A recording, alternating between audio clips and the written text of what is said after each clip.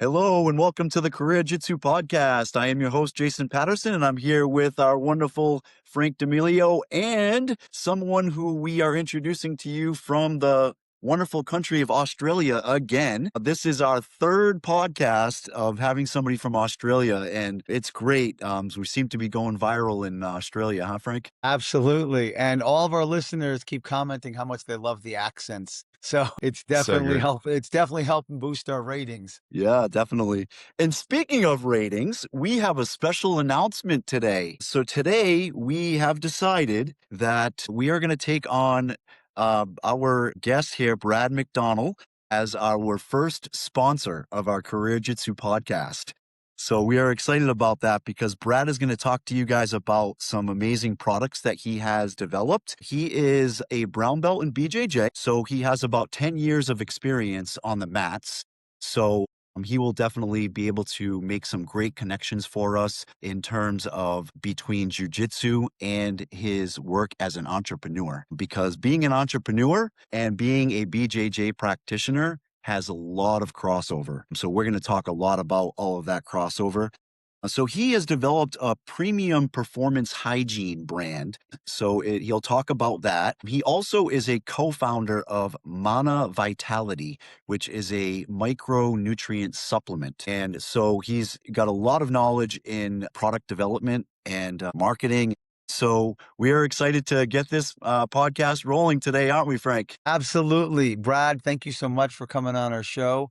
We really appreciate your time. We know you're a very busy man managing your business and practicing your jujitsu. So let's get started right away. Can you tell our listeners a little bit about what got you into jujitsu in the first place? Yeah, great. Thank you very much, Frank and Jason. Stoked to be on the podcast, and even more stoked to be your first sponsor. It's quite a milestone for us too. So we're super proud of that, and we're super stoked to be part of such a cool initiative you guys are doing too. So, and thanks very much, Jason, for the great intro too. You don't realize how long you've been doing jiu-jitsu until someone actually points it out. Um, Yeah, 2016 was when it all kicked off, and I think it was exactly the same as a lot of other people that sort of stumble into the sport. I was a huge Joe Rogan fan back in the day, and I was actually going on a deep inner journey, just as much as a external journey for jujitsu.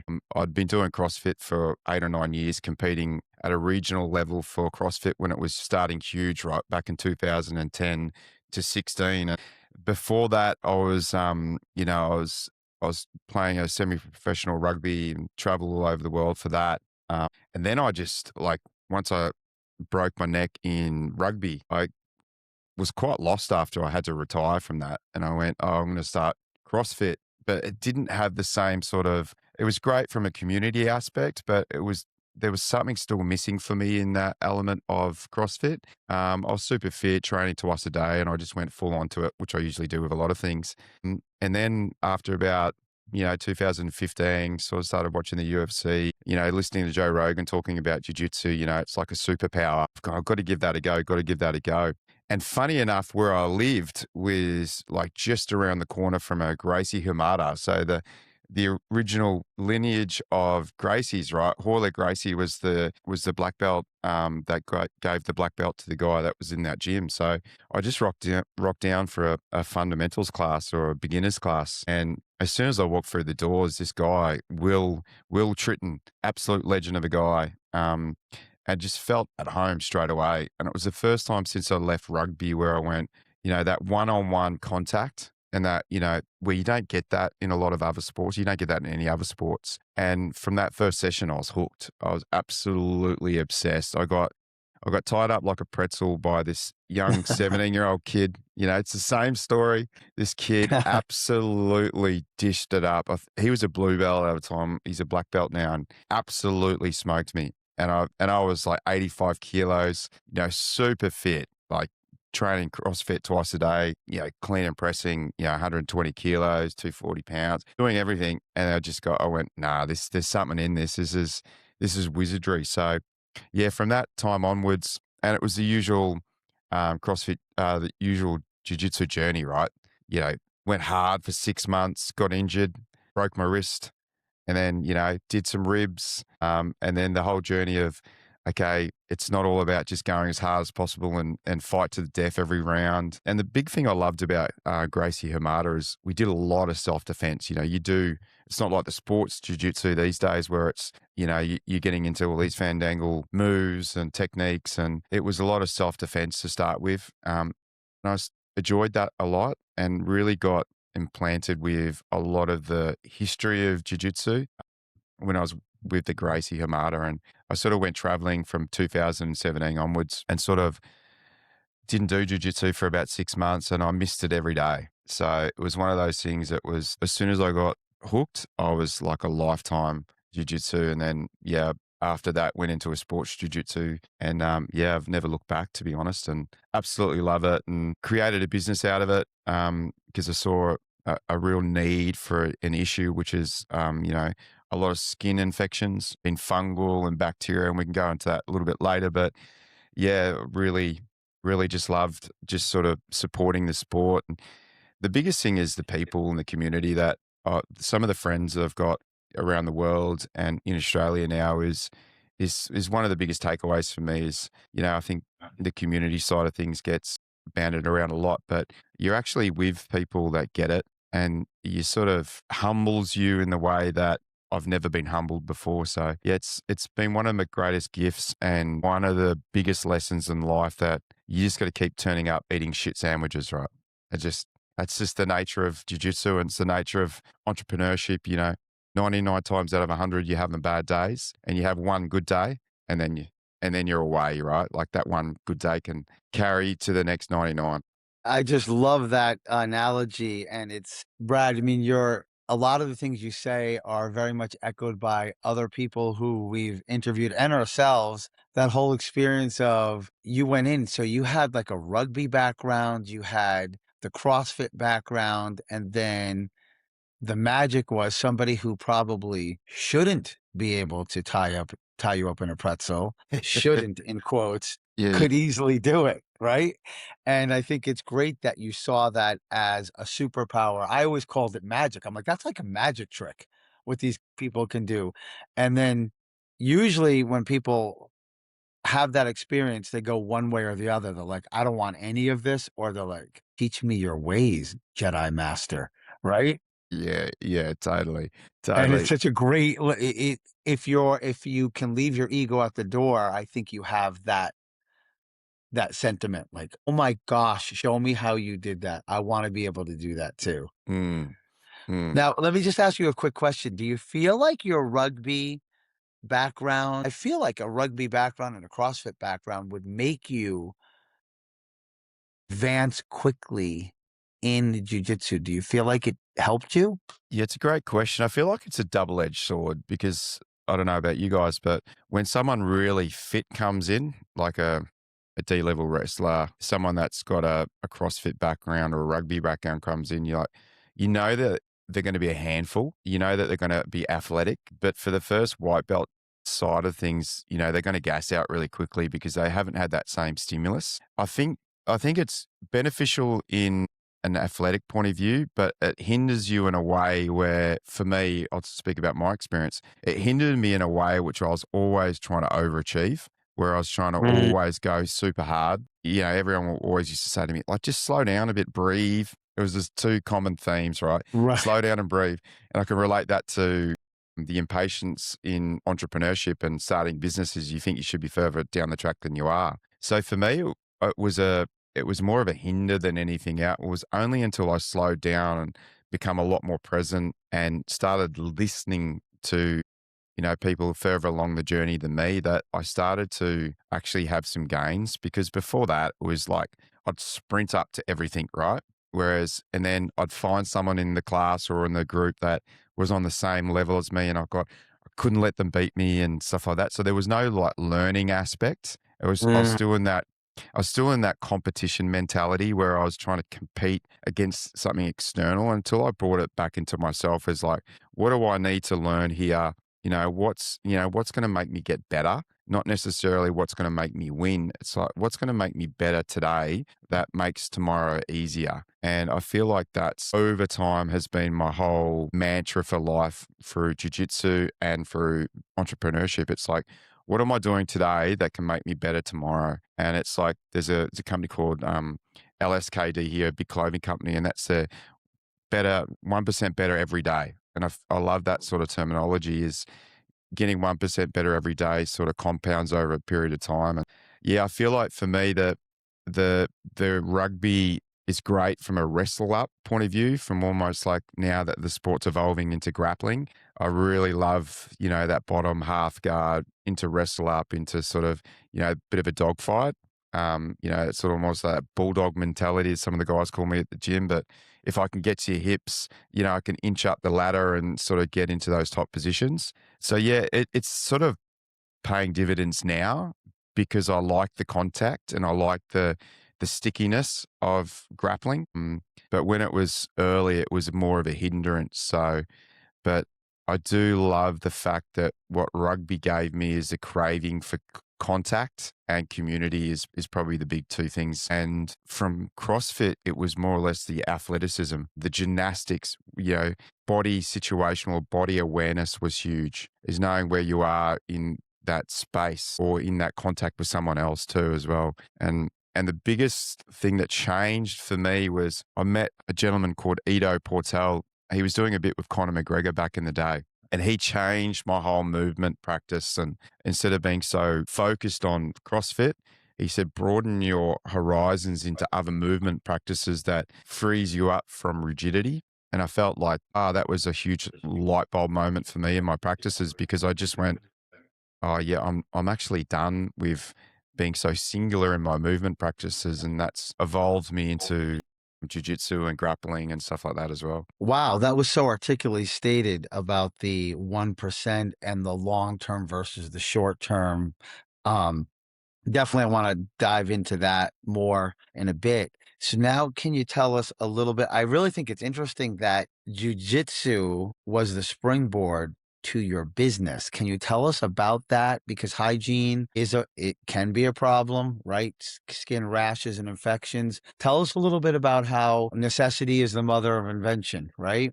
Tell us a little bit about that journey. Yeah, the journey started with the last brand. I was a co-founder of Mana Vitality. Went on a journey with that product for 10 years, developing raw ingredients and traveling all over the planet to try and find the best raw ingredients we could possibly. And that sort of, I was so passionate about biology and physiology and how the body interact with everything in the universe, and went on a real deep inner journey on that path and renounced everything and just basically traveled the world in a bag. And through that process, Wow. yeah, Wait. So you just yeah. said this is a product. We want the best micronutrients from the best sources, nothing processed. So I'm going to travel where did you go? We went all over. Went to America. Went to the deep south here in Tassie.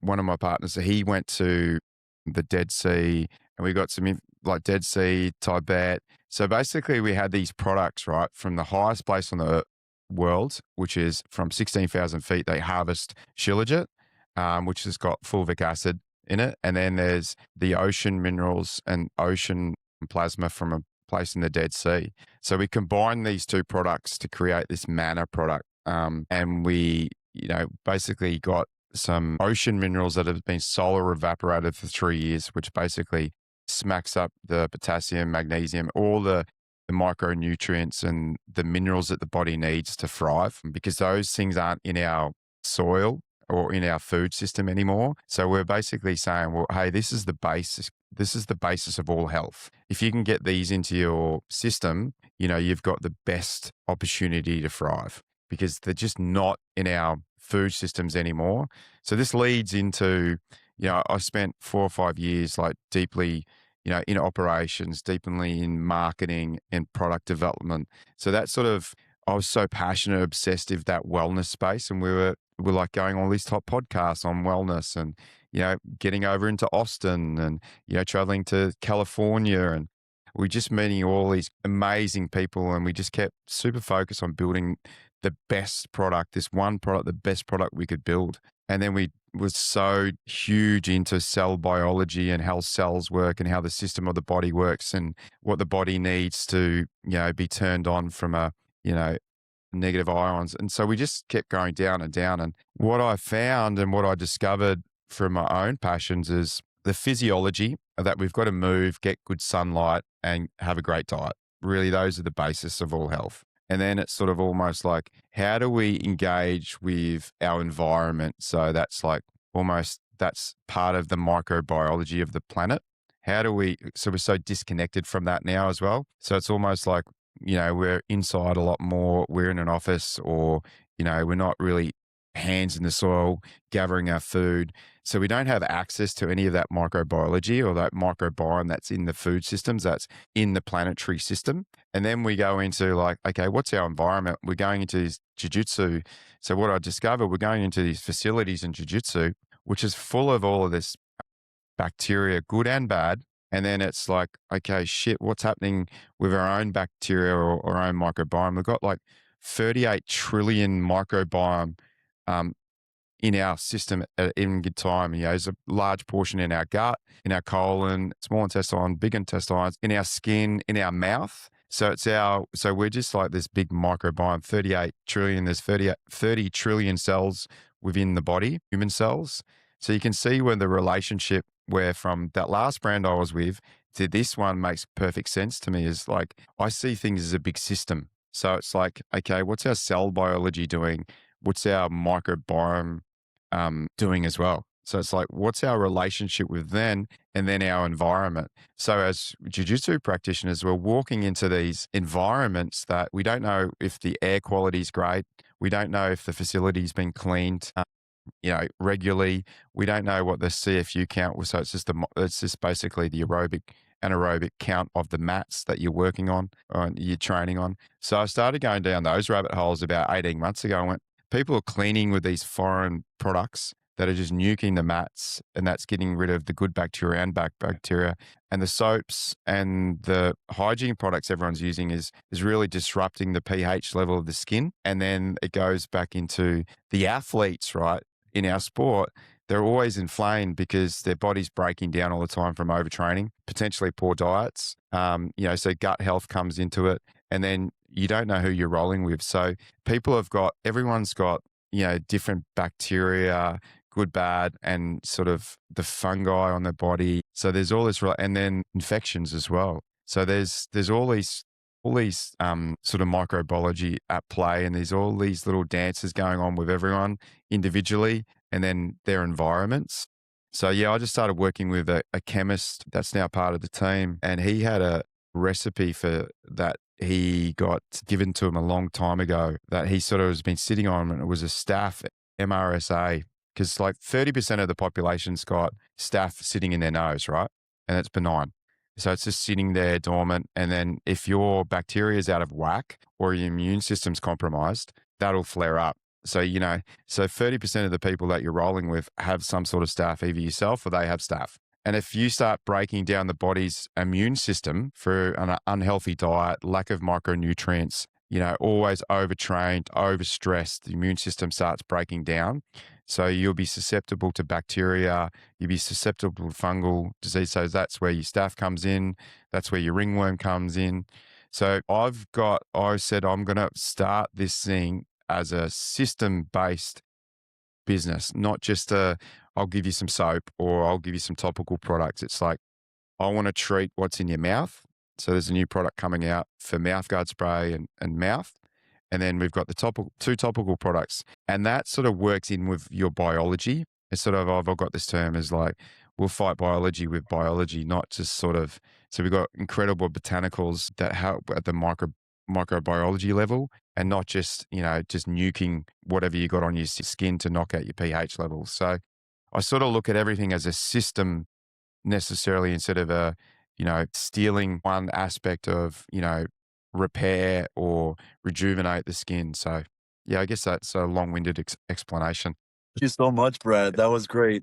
Yeah. Very, Yeah. very articulate. Yeah. The thing when we talked, you talked about having that the fact that the skincare, it's not a skincare product, it's and people, I think generally speaking, the general public doesn't realize how permeable the skin is. So you think, oh, how much do I really need to really protect myself or my skin, but your skin is permeable. It's going to, everything's going to get absorbed into your bloodstream and everything. So a very unique perspective on that. Thank you for that. I think our listeners will appreciate that too.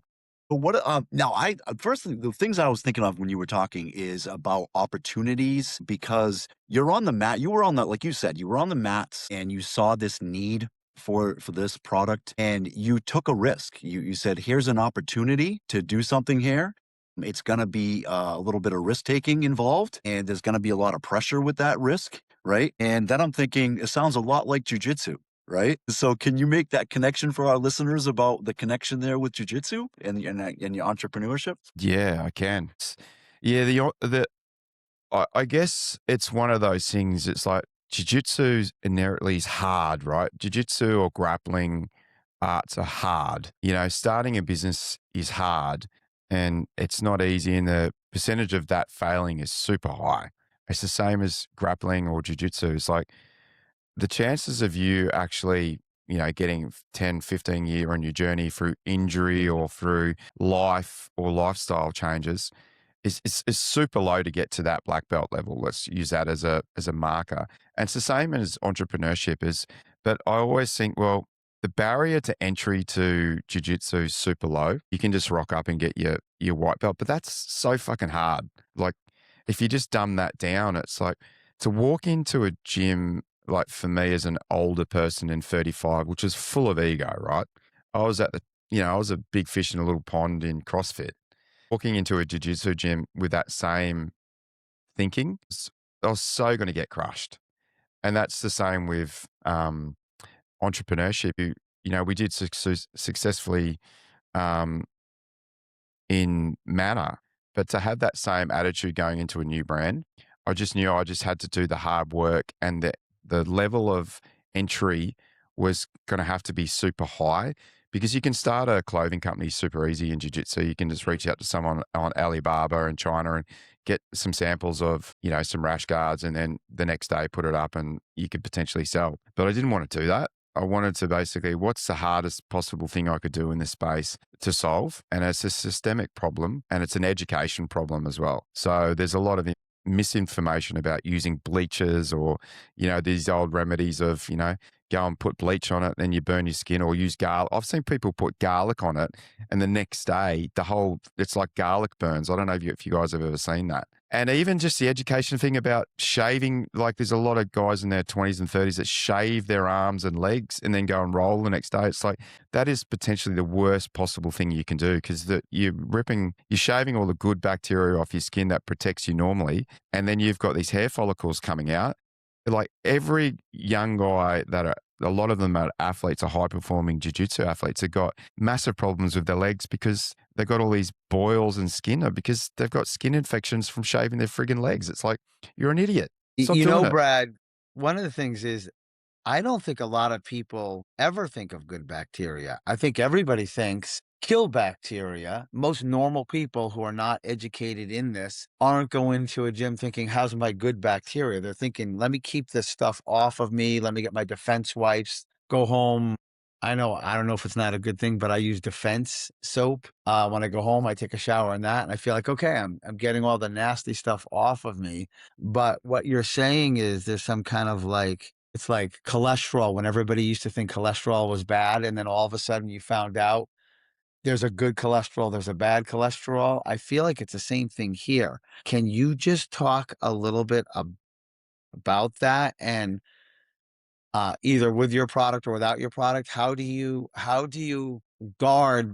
keep your good bacteria happy and get rid of your bad bacteria? And how does your product help do that too? Like, what's your system? Just give us like you get up, you take a shower, what's your whole system? Yeah. So the best way I can answer that, and that's not agnostic to our products, it's more of the thinking and a way of living. It's almost like a neighborhood, right? I look at microbiome is a huge term. It's like, okay, everything in your ecosystem when it comes to bacteria, good, bad, or indifferent. And it's the same with fungus. It's exactly the same. Everything that lives within your ecosystem. And you could say in a neighborhood, do you want do you want good neighbors or bad neighbors? And that's the way I sort of discuss it now. It's okay. You want the neighborhood full of as many good neighbors as humanly possible, and that community thrives. So that's the way I look at skin issues or bacteria issues or fungus issues, is the more of the good fungus and the good bacteria that we can have in our ecosystem, the better. And continually nuking yourself with all the different soaps out there, which is handy. I just got a message from one of the athletes today. So, what soap should I use? And I don't use a specific soap because I haven't seen enough data to say using this soap or a study saying using soap actually helps. I think what we've got to be thinking is back to that system thinking again, right? The critical thinking for me is like, I've got to make sure that my gut health is good. And then that is the first base, I like to put it. Second base is, okay, what's my immune system? Am I overtraining? Am I run down? How's the stress in my life? Like my external stress and my internal stress. So that's the second thing. Excuse me. The third thing is like, okay, what's my environment like where I'm training, and what am I doing in that respect of handling that environment? Okay, I do a lot of drop-ins, so I've got to make sure that I put our research guard product on every time I train. When I don't, I've got a higher risk. And what that guard's got, it just gives you a good pH balance on your skin. So it's just looking after that neighborhood again, right? So everyone's in communication. It's like neighborhood watch. I don't know if you got neighborhood watch over where you guys. Yeah, we have. Everyone's all the good people are looking out for each other, and they say, oh, intruder's coming, or someone's trying to break into the house. That's basically what we're trying to achieve. It really is. The simplistic way of looking at it is we're just trying to keep everything in harmony. And I find with a lot of the soaps and stuff like that, because naturally when we're doing jiu-jitsu or grappling, there's a lot of stress on the out, like you were talking, Jason, about the fortification of skin. It's penetrated and it's attacked when you're rolling, right? You're getting cuts, scratches, mat burn. You're getting other people's blood on you. So if that neighborhood's good and in check, those attacks are just sort of part of every day.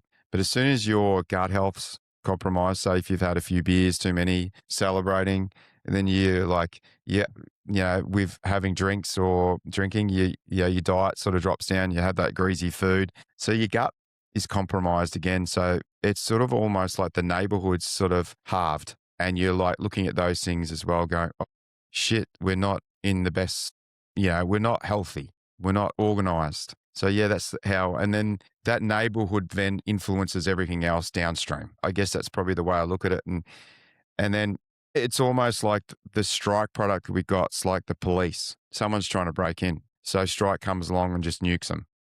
Okay. The name is Strike Yeah. product. What do you do with it? So basically, if you've got something a little bit suspect, like a little pussy zit, an infected follicle, that's all it is, bacterial infection within your skin, you put this on and within 24 or 48 hours, that infection settled and the skin's starting to repair itself. So that's one of those things you want to make sure the skin's hydrated after all of that. And that just neutralizes any of that bacteria or fungus that's starting to come up on the skin. And then I always say, make sure if you see something coming up in your skin, it's either from an environmental thing through the gym, for a cut, for a microabrasion, but just make sure that you've got your gut health in check as well. And you look at your stress levels, jump in an ice bath, not soon after you roll, because that's filthy. I see that we have that at our gym where we had mandatory showers, mandatory wash down before you jump into an ice bath or a sauna. And, it's like having a sauna after your jiu-jitsu practice is not a good idea as well too.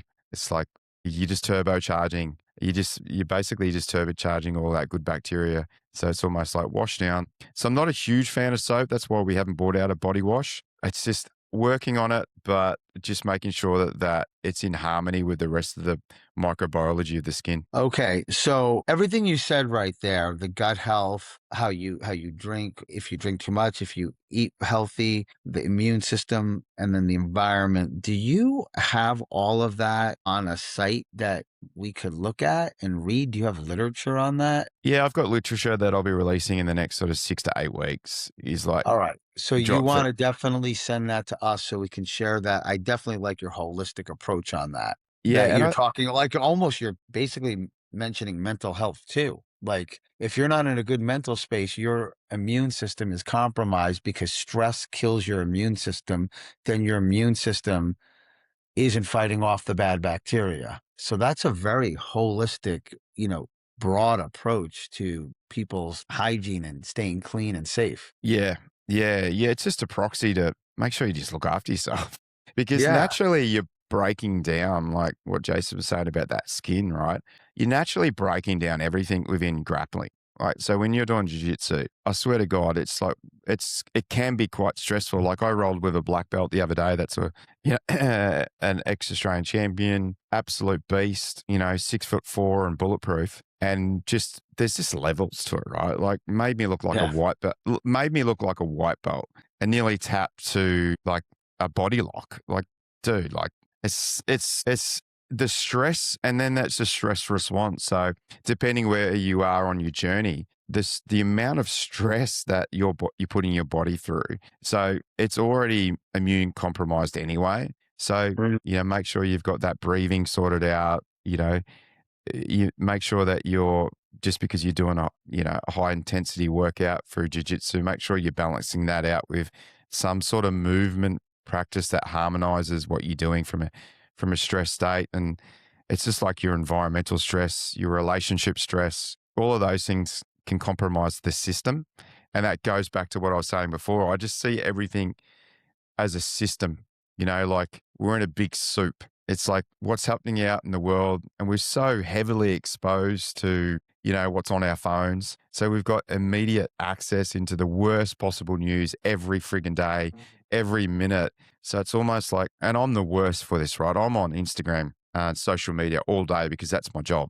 But it's one of those things, and it's getting present with just the moments as well. And I feel like I'm doing that more in my practice in jiu-jitsu, is becoming more present. And I've got to be very careful now, as that's like my livelihood and my career is in jiu-jitsu now. So making sure that that's still an art practice or an art form as well. And, not rolling to the death with some guys that, we always roll to the death. It's like getting some reps in of just flowing, like, some smaller athletes, some athletes that are, and you could say that they're like easier roles, but they're not. They're just, sometimes you just need to, oh, this is why I love it. And you pull something off, right? Like you do some crazy move that you see online, you go, oh shit, this is why I'm doing it. So it's just, I think just dialing back, it's sometimes like going for a Sunday drive, right? In the mountains. You don't have to be in the Porsche going 190 miles an hour. Sometimes just going 30 mile an hour just through the hills is a good time as well. Yeah, discipline and patience, right? Yeah, I mean the patience that it takes to be an entrepreneur and the patience that it takes to progress in jujitsu are there's a lot of crossover there. You know what I really like. I think when we first before the podcast we talked about performance. You said that your skin product, your performance product, is a performance infrastructure product, and I was like, what does he mean by performance infrastructure? So, I think our listeners are understanding now what you mean by that. There's Yes. a lot involved with it, Yeah. and another thing that you said that I really liked, and I made the connection a little bit to jujitsu is that you talked about when you first started that Mana Vitality and you traveled around the world and you looked for the resources, you looked for the raw materials, the best raw materials that you could find, and that takes a lot of patience too. You mentioned, that was a lot of patience, and I like that. That's a connection with jujitsu in the sense that you always are looking to improve, always trying to get that 1% better all the time. And you did that with your nutrient product, and you're doing that even now. You're developing them as you go too. You're iterating them, reiterating them, trying them, making adjustments, finding new things to make them better. And that's honing your product. And in jujitsu, you hone your product, right? Every time that you come to the mats, you're trying to get better with technique and maybe your endurance or whatever your goals are on the mat. So that's great. So what do you think about chemicals in products? Are there chemicals in your products or no? Yeah, we've got, I wouldn't say What do you have? chemicals. What is in it? So the hero ingredient in in two of the products is one called Niacin. It's a probiotic peptide. So that basically can get into the skin microbiome. And that sort of outer layer of where that infection is and penetrate. And then it's a carrier for everything else. There's another product called tutorial bark. It's an antimicrobial ingredient that comes from a raw ingredient from a tree in New Zealand. Funny enough, that's where I was born. So this raw ingredient's in a lot of top skincare products, and it repairs and rejuvenates the skin, but also protects it. And then we've got a list of other products like wheat germ oil, and a few other different botanicals that actually balance out the whole pH as well. It's got aloe vera in it as well too. So, once it's gone off and killed the bad bacteria or the fungus, it comes in then and sort of perfectly harmonizes it and balances out the skin pH levels as well too. So what we've achieved is making sure that everything's in balance, but also doing its job, which is the hardest thing. And as you can see, like the way that I think from a systems point of view, and that's exactly how our chemists, and we've got clinical studies with all of these ingredients too, that in the next sort of 3 to 4 weeks, we'll have all of those clinical studies up on those ingredients as well. And I think that's really important too I feel like there's a lot of research that goes into individual ingredients these days. The skill is to work with professionals to make sure that they formulate it in a way that doesn't do more damage.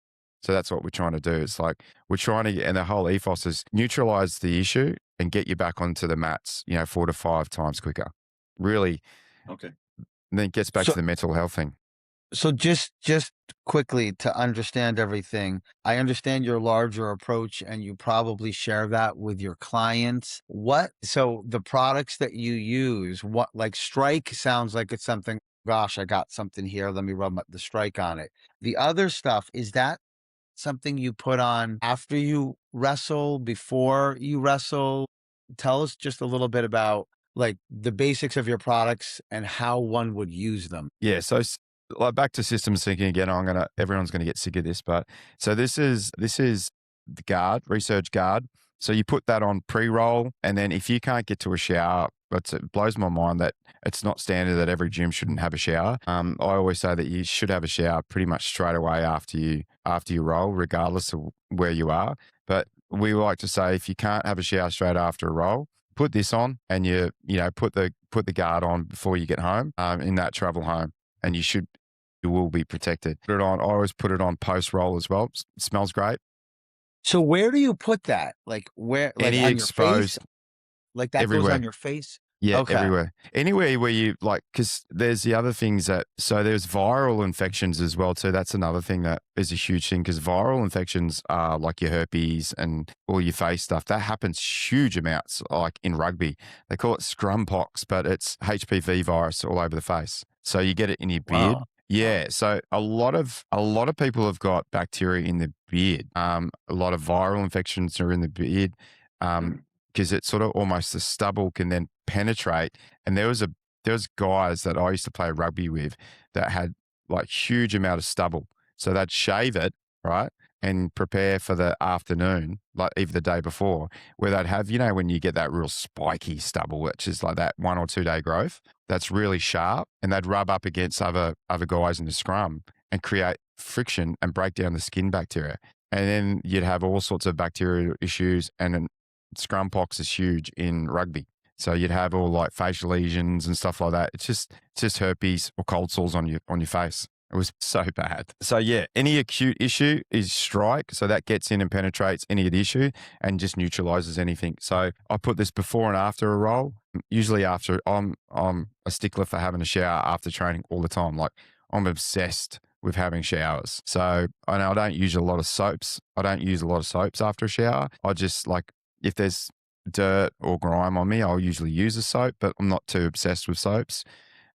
And then I'll just spray that on. And if I got any dodgy I get a lot of mat burn on my elbows and on my feet. So I put Strike straight on that. One's a gel. So Strike's a gel. So it's a topical gel. And it's pink. So you can see where you've put it on. So it's one of those things that you can actually see where you put it on. And then I put a layer of this on every time. And touch wood, I haven't had any issues since using both of those products.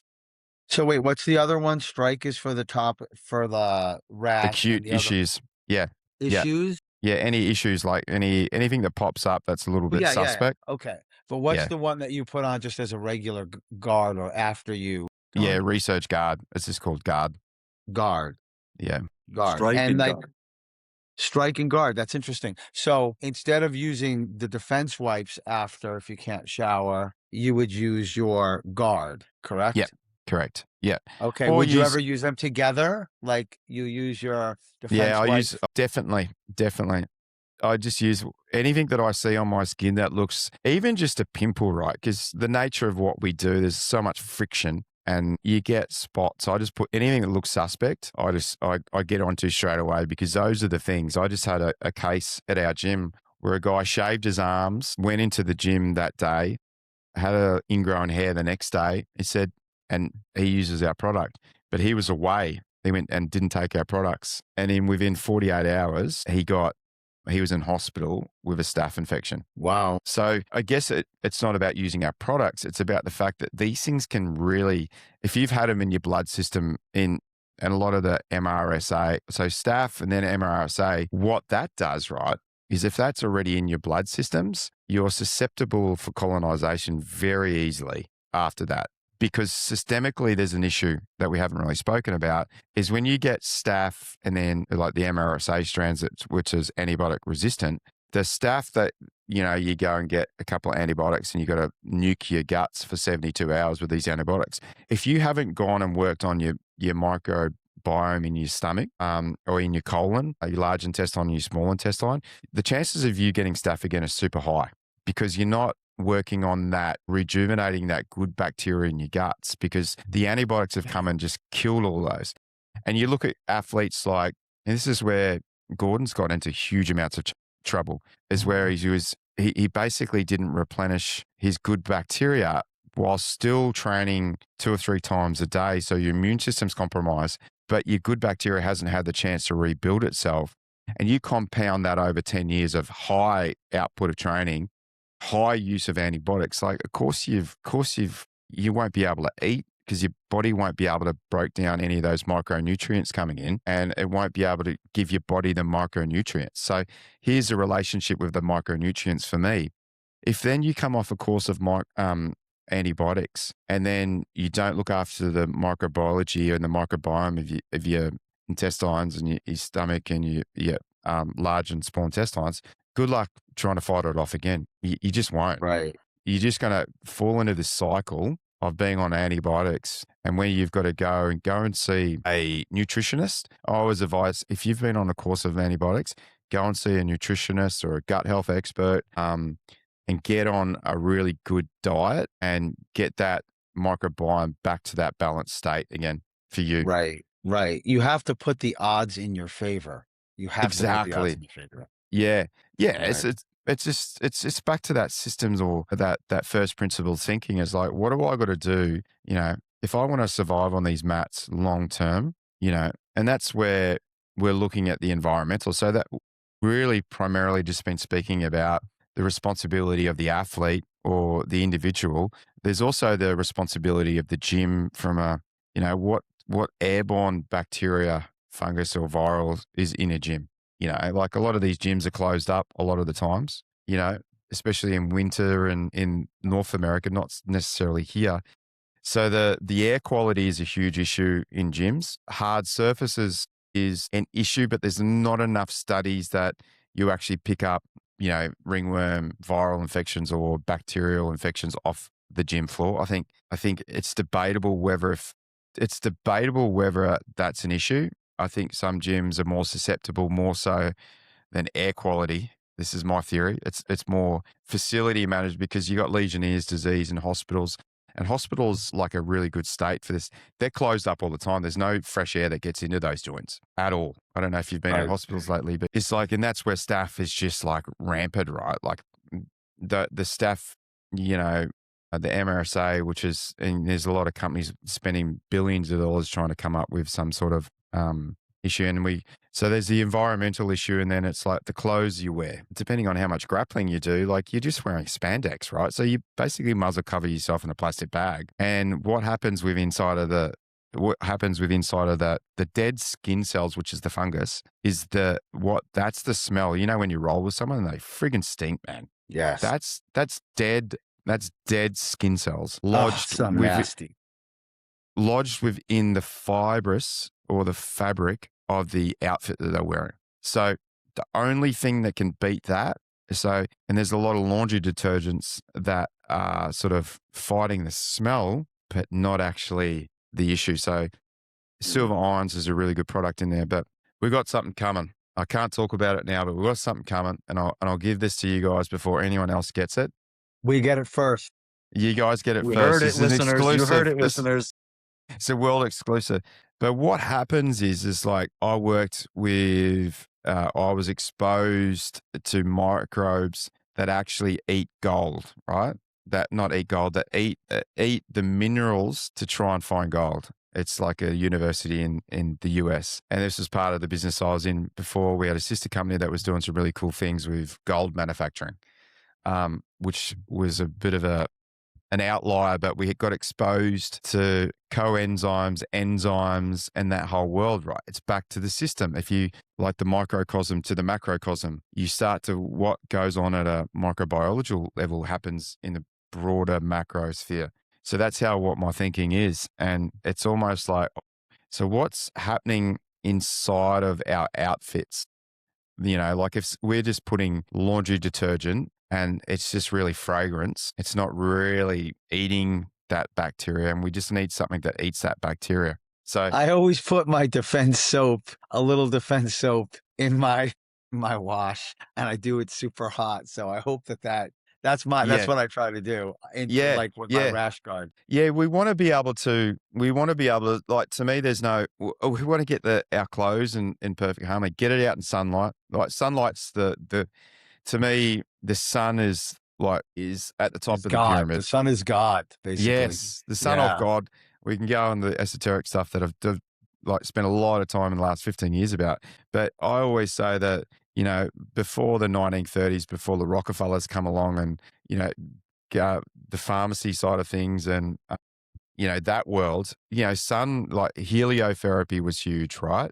Which was in, you know, the Swiss mountains. They used to, like in the World War and the World War I, they just used to, for people to heal bacteria, they used to just wheel them out into the sun at a certain altitude. There's a hospital in a certain altitude, the Swiss Alps, that they basically, all these infections would go away. Like, why would they go away? It wasn't through antibiotics, right? It was the sun and the air quality. So light and air quality are huge. So that's the total opposite of where we are in grappling and jiu-jitsu, right? We're so far away from sunlight. We're so far away from decent air quality. So there's those two things that I'm massively working on too as well, which I'm super excited about and really obsessed with. And it's like what happened with jiu-jitsu is I got so obsessed with it where I couldn't stop thinking about it.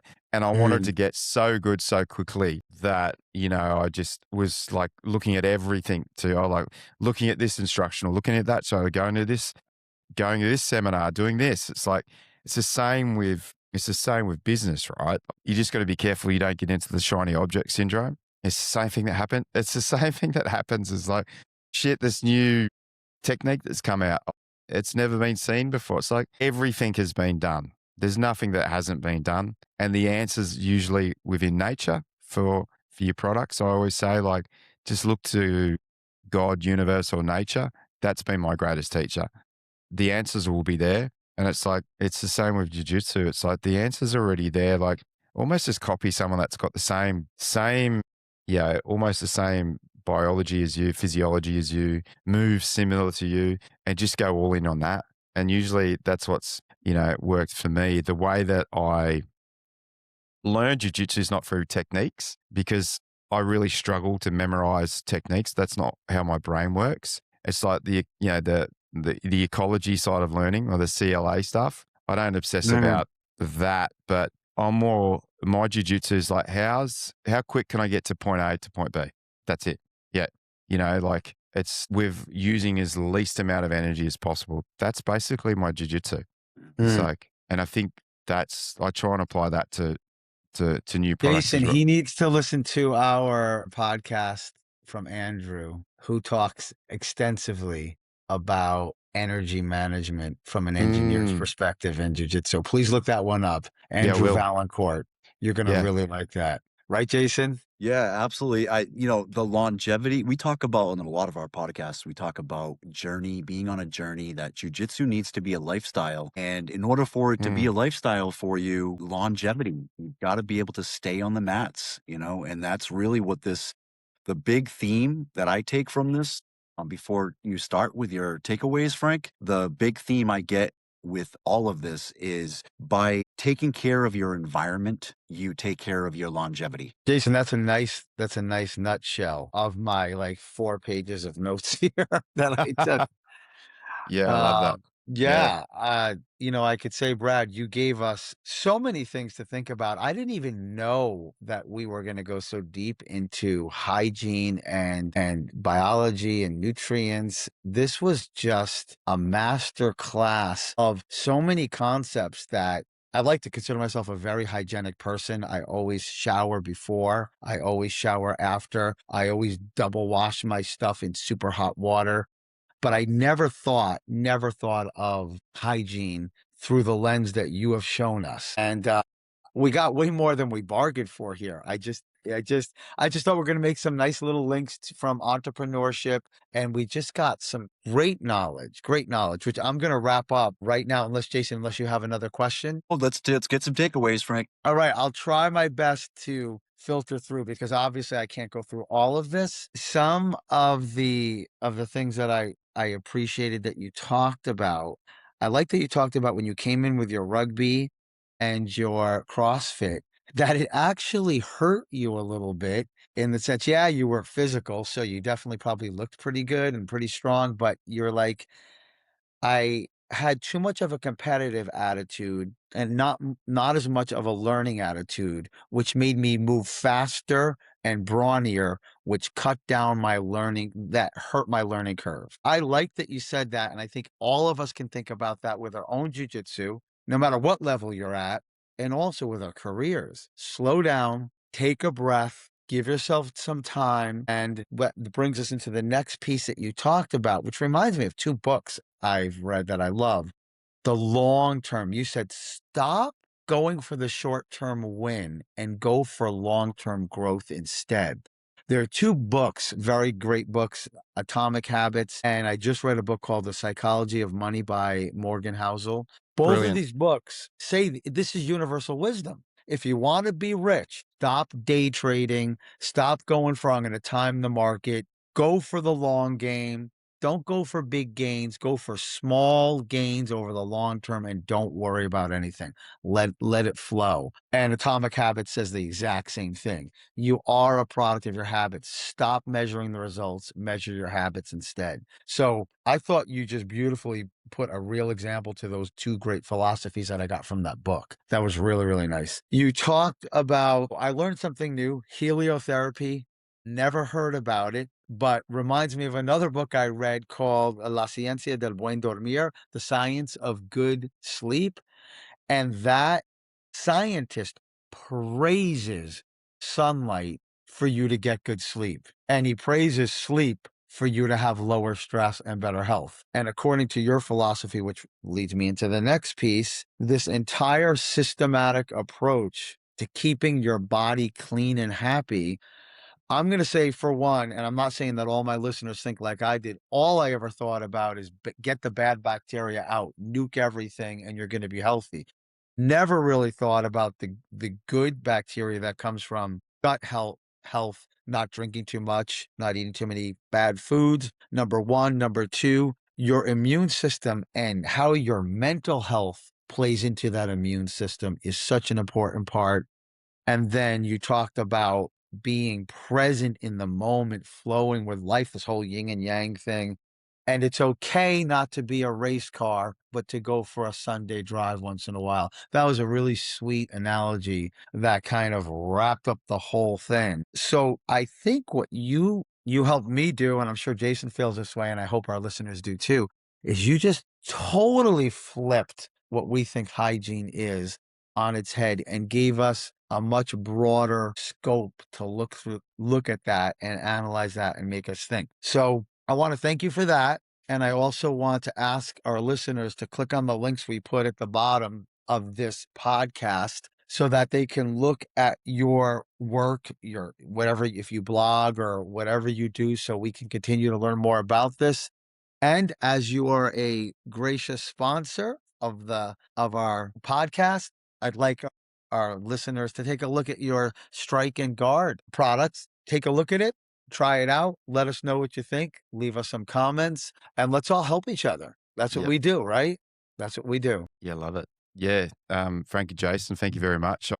I'll put an offer out there too. It's almost like for your listeners, if they want to like and subscribe and share this podcast on socials, we'll send out a free Strike and Guard. We call it the combat kit, right? So we can send that out for the first 5 people that do it.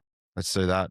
Let's go. Yeah, let's do it. Let's go. Love it. World Love it. exclusive. Here we go. Hey, and Here then, we go. and You heard whatever it. listener gets that, you could do a product review on our podcast. Yeah. Yeah. It's just, to me, I just thank you for summarizing that. It's a beautiful summary, and it's a very good reminder for myself too. You know, sometimes you can get wrapped up in your own sauce too much, but I feel like putting performance hygiene on the map and, you know, making people aware it's a movement more so than just products. Like the products are just a proxy for awareness to yourself, and to make sure that harmonizing yourself and to realize that, you know, there's a lot of shit going on in our sport at the moment that we can get carried away with. But I just want to put focus back on everyone and the reason why they do it, and to keep the longevity, as you're talking about, Jason, is really the thing, right? Is the more people that can be doing this sport for a longer time, it's going to be a net benefit to society in a whole. Yeah, Absolutely. when you have a purpose and you have a mission, you can do amazing things. So we appreciate it. So you heard that from Brad. The first 5 listeners that share this podcast episode, we're hooking you up. So don't waste your time. Awesome. Wait, does that include us? It certainly does. Certainly does. Certainly does. That's awesome. That's That's awesome. awesome. Jason, the second you release this, you better tell me. I want this kit.